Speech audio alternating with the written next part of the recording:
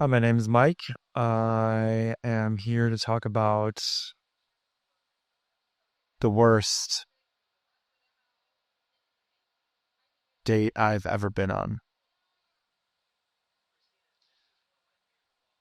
I moved to California when I was 21, and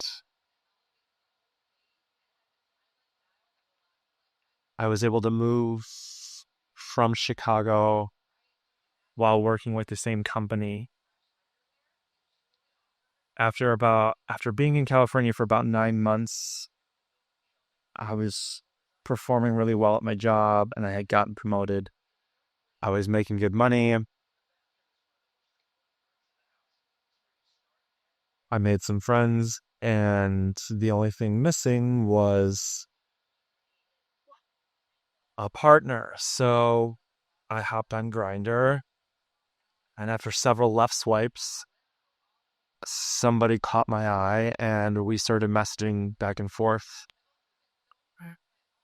The first red flag that I should have paid attention to was that he was extremely eager to want to meet in person.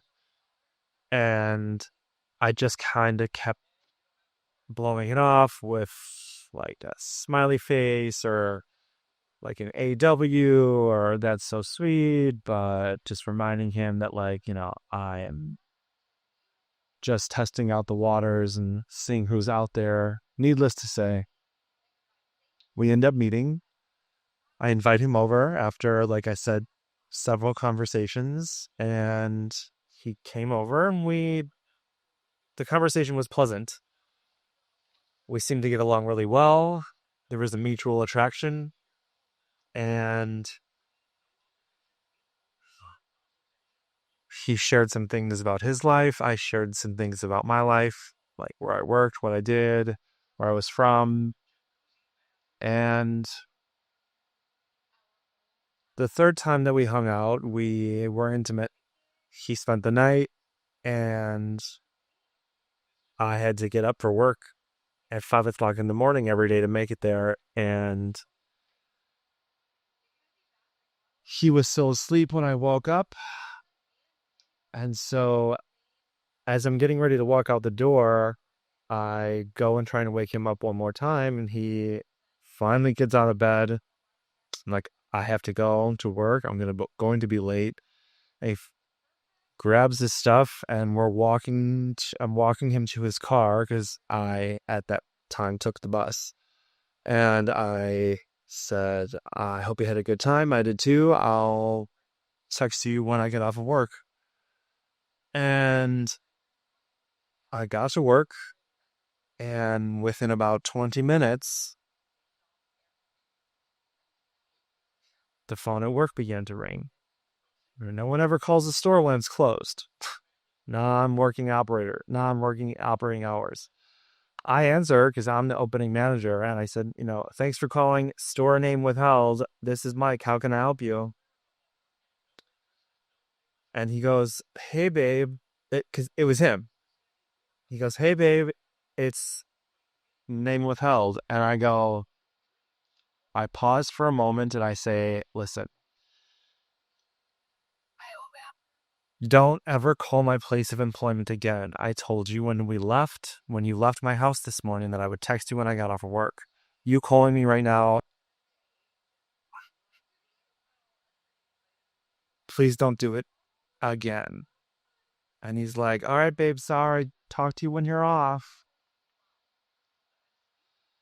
The rest of the day goes fine. I get home. I don't text him. He texts me. I don't respond.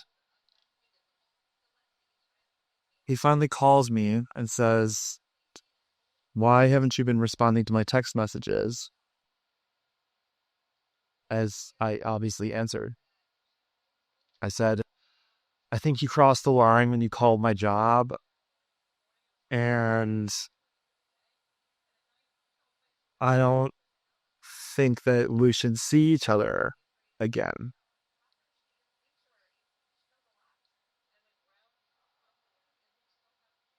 Later that night, he shows up at my door. He starts banging on it, and my roommate was not home.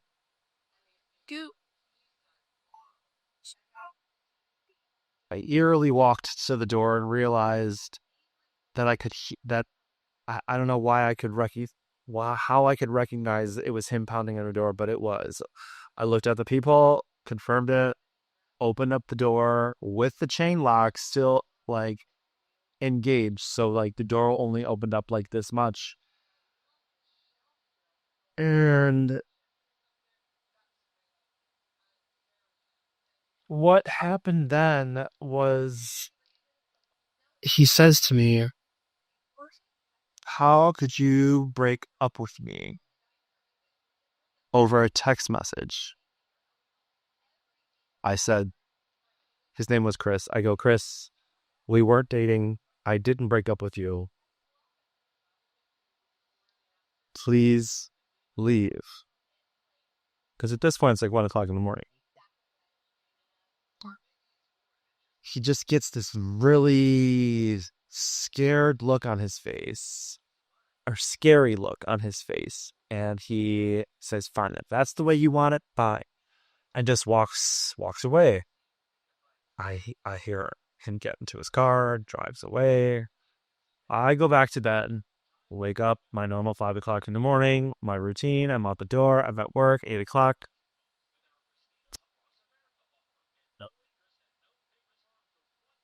And about the same time he called the day prior, the phone rang again around the same time. And I immediately thought to myself, oh, it's him. So I answered the phone. I said, "Thank you for calling store name withheld. This is Mike. How can I help you?" And no one said anything, but I heard some laughing in the background, and it kind of like was sounded like one of his girlfriends, like his friend that like I had met when him and I had gone out to eat, and his friend happened to be at the same restaurant, and so she came over and talked, or I met her, blah blah blah blah blah. So I recognized her laugh in the background, but no one said anything, and so I hung up the phone. And between the hours of 8 a.m. and 5 p.m., that phone rang at my job about every 6 minutes. I wish I was joking. I wish I was exaggerating, but I'm not. At, and like around noon, we stopped answering the phone because it was non-stop. It was almost as if he was like had like recruited a bunch of other crazy people and like or was paying them, or I can't even conceptualize how on earth that they managed to do this for that long, because the phone did not stop ringing. We attempted to try to like to answer and be like, "If you don't stop, we're going to call the police."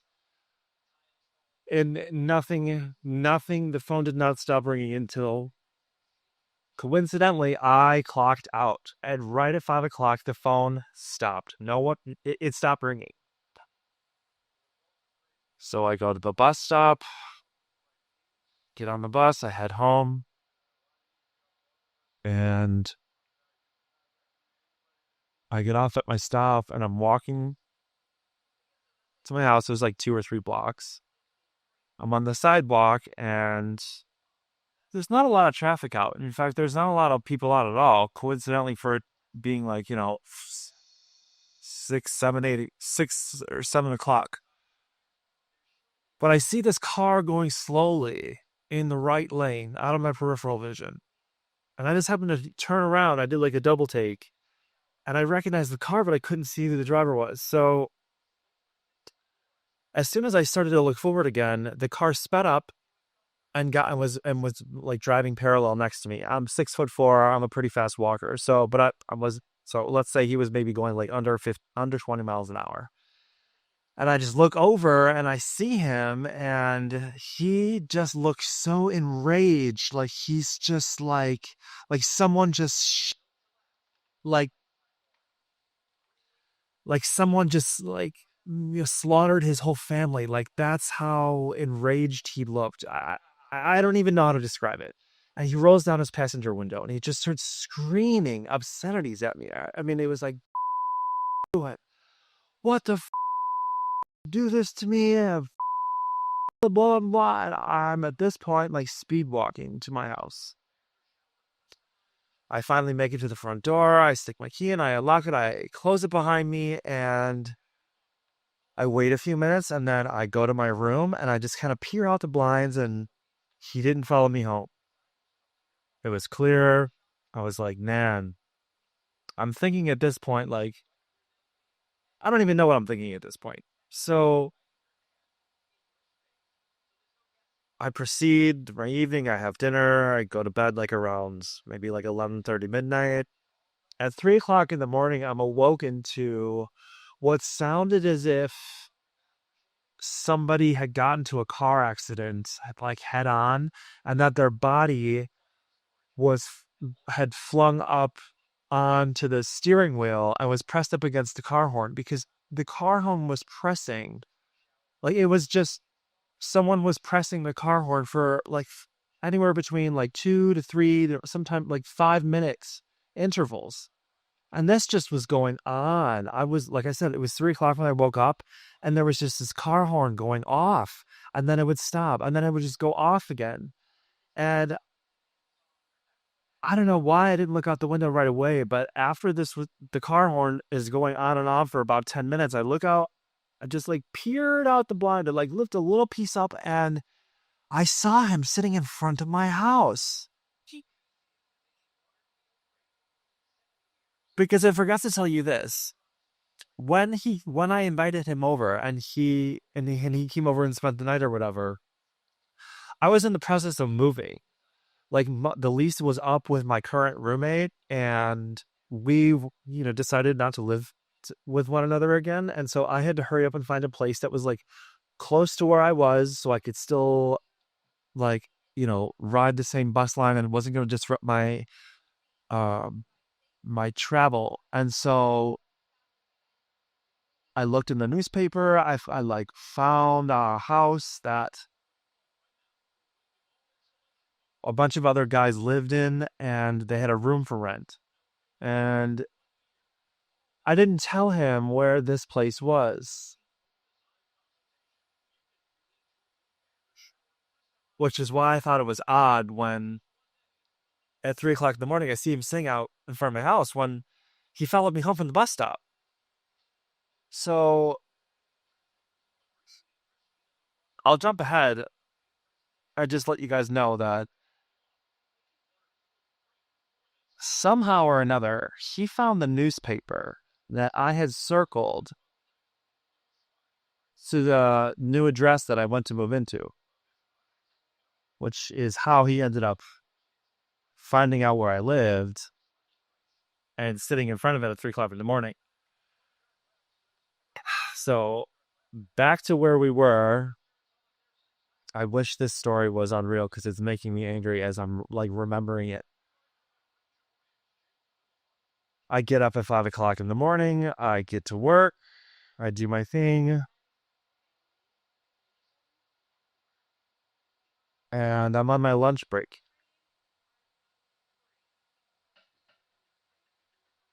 And I get back to work, and my manager tells me that someone from HR needs me to call them back. Called, and I need to call. I need to contact HR. So I call HR. The woman answers, and she goes, "Hello, Michael. My name is so and so. I was informed that there was an incident yesterday about prank phone calls, or that, you know, I can't exactly remember, but somehow or another, because I had shared with somebody that I knew who the caller was that was prank calling the store all day long, and That person, whoever it was, still to this day, I don't know, had called HR and told them.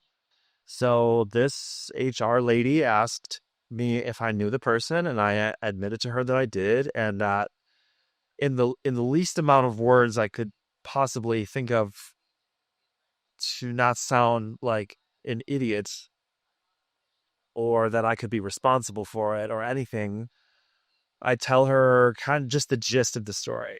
And so she then informs me that the company wants to give me emergency paid time off to go and file a restraining order or an order of protection or whatever it was at that time, because this was like, again, 10, 20, like I just turned 40 and this was like when I was 22, so it was like 20 years ago. So whatever it was, I took the rest of the day off after I hung up with her, and I went and to the local police station, and I filed whatever I needed to file, and I got the order of protection or the restraining order, and got home. The next day I go to work, and I'm on my lunch break. And where our store was, there was like our store was here. There was like the walkway, and then directly across, the little seating area that was like in the mall walkway. This it was the Gap store was directly across from us, and I don't even know why I was looking in the store, but I saw him, the guy I that was sitting in front of my house at 3 o'clock in the morning that I had met on Grinder. I thought I broke up with him, even though we weren't dating. And he was in the store and he was like all dressed up and like he wasn't with anybody. And so I don't know if it was like intuition or what it was, but I was like, this dude is trying to get a job directly across from where I work. So call me crazy, but I go in there and I immediately identify who the manager is on the floor. And I just go up to this person who I'm 99% sure is a manager, but I'm not too sure because I don't know. I just figured from having worked in the industry. Anyways, so I go, I don't know if he is here for an interview, but he's an absolute psychopath and he's been stalking me, and I work across right over there at the at the store that which name is being withheld, and I have an order of protection against him, and he's not allowed to be within so many feet of me or contact me. And I just stomp, and I just stomp out of the store, and I don't even look at him. I don't even see what he's doing. I just got done, at a loud, carried voice, telling the manager what was going on. Needless to say, I didn't look back, and I went back to work, and I was like, I kind of like breathed, like a sigh of relief, and I go home. I'm expecting some type of backlash for some text or sent him to show up. I got there was it was dead silent, and so I was like, maybe I finally got through to him. Maybe he finally got the picture. So the next day, I get to work, 8 o'clock, and it's about 3 in the afternoon, and I'm in the stock room and I'm doing some inventory, and all of a sudden, I hear this commotion, and I come out from the bays, which is like these long or these really tall stackable kind of shelving units that like are on rollers. So you can like basically just like move them around really easily and like crawl up to get like whatever you need to get down from the higher shelves and whatever. And so I come out of the bays and I walk around to like the employee only door for like the employee only entrance, and it's this crazy kid who just is flailing his arms and is screaming at the top of his lungs, not making any sense whatsoever, and is knocking stuff off shelves and just like, just causing a huge ruckus. And I'm just like, oh my God, what do I do? What do I do? What do I do? What do I do? What do I do? And so I just say, Chris, you need to leave. Chris, you need to leave. Otherwise, you know, I'm gonna have to call mall security. And so he's just like, fuck you. And he knocks and he like knocks something over and then he stomps out. And I'm like, oh my God. I asked the employees who at that time we hired people who were minors. So they were anywhere between 16 and 17. And so I'm asking if everyone's okay. Anyone got hurt. Pardon me. And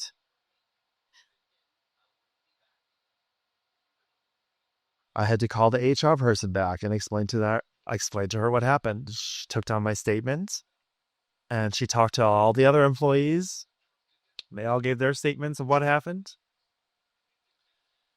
And the next day, I had switched my shift, so I was closing. So that means that I would arrive to work at 1 instead of my normal 8 a.m. And then I was going to close, which means I was going to be leaving the store like around like 10 o'clock. So around 8 o'clock at night, this is a Friday, mind you, I'm in the bays in the stock room, like doing some inventory. And, depending on how tall you are and where you are, you can kind of see who's coming around the corner. And so I just happened to just like turn my head and I see somebody walking with a pair of jeans on in the back and they're holding like some envelopes and like a manila envelope. And I come down from the bays and I am met with my district manager and he just looked at me and he hands me the manila envelope and he's like, I'm sorry, but we have to let you go. And so I don't even think to say anything, but I take the envelope, I gather my belongings, and I head to the bus stop. And I'm on the bus, and I call my mother, and I just start crying. And I'm just like, because of this kid, I got fired. I just lost my job, and I just didn't know what else to do. I was in this strange state that I'd never been at, and I had been really successful at a really fast pace. And it took all of a year for me to finally get acclimated. And it took less than a week for this kid to completely infiltrate himself into my life and cause me to lose my job that I had at that point already been at 5 years. I get home, I go to bed right away because I'm just so emotionally drained. And the next morning I call the HR representative, or on Monday, I'm sorry. I call the HR representative and I confirm and I asked like why, I had no control over this person. I don't know why I was let go. And they said it was because of the minors their safety was in danger when he entered the stock room. And so because I had affiliation with him, whatever politics, blah, blah, bullshit, like they had to make it a decision, and that decision was to let me go. And she such apologized and she understood how much the job meant to me, but they had to look at the bigger picture. So not having a car, living in California, and not having any savings, the only thing I could do was book a flight back to Chicago and move on with my life. So I booked the tickets back I booked the ticket back on Monday after I got off the phone with the HR chick. and not even attempting or thinking to myself, oh, I'm just gonna try to find another job. I was like, pardon me, I'm not gonna make it, and I'm not gonna be able to find a job or whatever. So I found a flight back to Chicago out of California on Wednesday. So I packed up all of the stuff that I had and I sold the rest of it to whoever wanted to buy it. All my I say that my roommates, and I fled the state.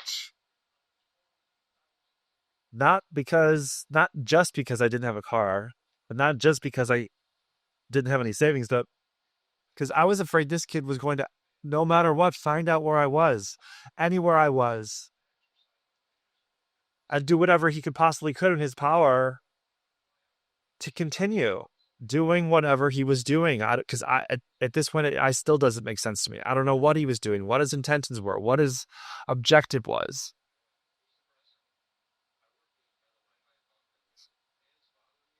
So what I learned from the experience was maybe to take a little bit more time out, take a little bit more time before you to invite someone over, before you meet somebody. Be very choosy on the information that you share with these individuals. And if you feel like you want to be intimate on the third date, maybe hold off for like maybe the fifth, or just, just, just listen to your brain, not any other organ. And that's my story. Thanks for taking the time to listen.